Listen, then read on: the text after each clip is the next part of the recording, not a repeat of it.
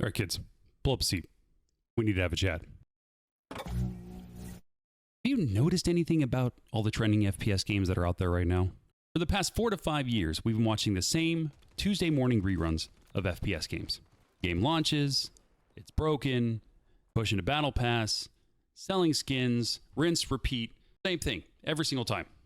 In this video, ladies and gentlemen of the jury, we try to get to the root cause of why FPS games suck and how we can right this digital ship careening towards the edge of this proverbial digital flat earth scenario. You could spin a game show style wheel and pick one of the hundreds of reasons why the genre has been slipping lately. I'll save you some time here and just get right to the point. The real reason is greed, aka cash money. These games have been painstakingly constructed, like on a psychological level, to keep you, for the lack of better words, addicted. By implementing carrot-on-a-stick gameplay methods, rewarding you with free Battle Pass tiers, grinding Battle Pass rewards that are terrible and you'll never wear because as soon as you realize that everybody else is wearing the same skin, you're not going to wear them anymore. The reason why we buy skins in the first place is to have, like it represents us, man. Like, that's me right there. You know, that's what I would wear if I was in this game, you know? And the same cycle just constantly just rinse and repeats itself because we've done nothing to challenge it. Nothing. After all, these companies, they're only after one sole thing: sweet profit. So, you know, we can ask ourselves, like, when did things go wrong? I was digging into this and I did a little research on, like, what was the first microtransaction? What was the point where, like, the scales tilted and tipped over and, like, caused all of this, right?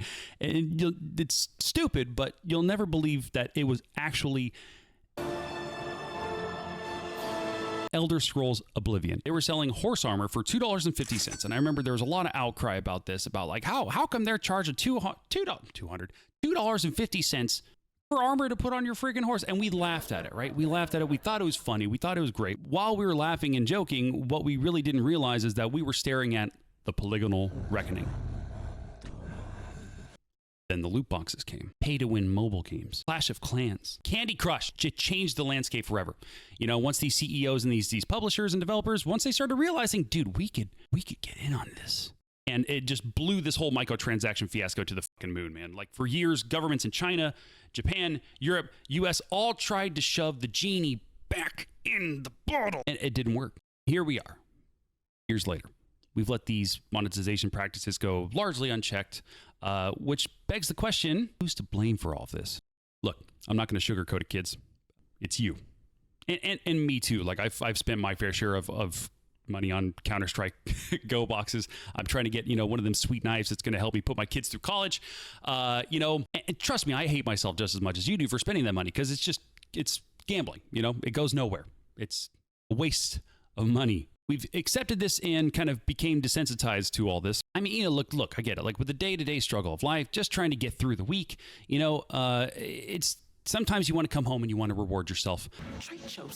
Spend a little cash on your favorite game, right? I get that 100%. But you have to understand, like, when we do that, we've lost. This is like the capitalist end boss, the corporate capitalist end boss we're trying to fight here. And, like, we've lost this now. We've pretty much accepted this as a gamer community. And, like, the only surefire way to show these publishers, or just kind of like the industry at large as a whole, that, you know, we want fresh, innovative ideas, right? We want innovative gameplay, is to vote with the only thing that these companies really understand, right? We vote with our wallets.